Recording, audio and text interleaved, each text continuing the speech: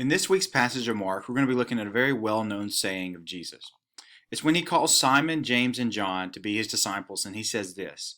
He says, "Follow me, and I will make you become fishers of men." That is a very popular passage that most of your group will be familiar with. And this gives you the opportunity as the life group leader to have a little bit more discussion, asking questions about what these things mean, about what they notice in the verse. Things like "follow me" comes before becoming a fishers of men. Uh, Men being plural. Jesus saying, "I will make you become fishers of men."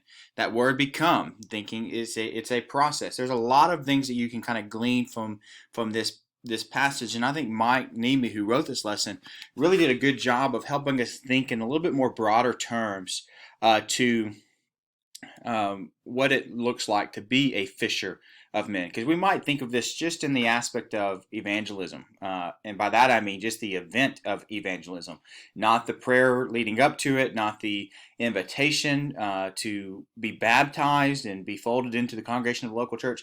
There's a lot of things that I think Mike is really helping us think through.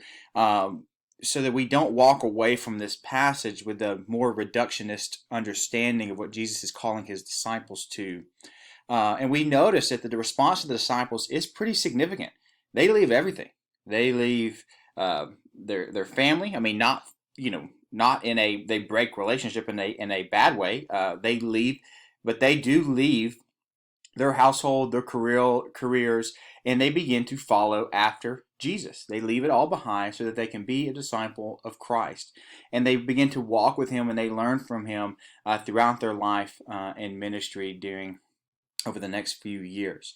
So we can learn a lot from the disciples' response on what the attitude, what the requirements are for following Christ, and it is you are following Christ. It is a total follow. But we also can speak a little bit more on what it means to be a fisher of men and have good conversations about the act of evangelism, the prayer that leads up to it, what we're supposed to do after sharing the gospel with other people, how should we be moving people who are Christians into a deeper walk with Christ. I mean, all of this is contained in this idea of becoming a fisher of men. So I think your group could have some good discussion. And if you have parents with kids in your group, you could really talk through some family application of what it means to be fishers of your children, so to speak. So this is a good lesson, I think, that you could use to prompt a lot of discussion.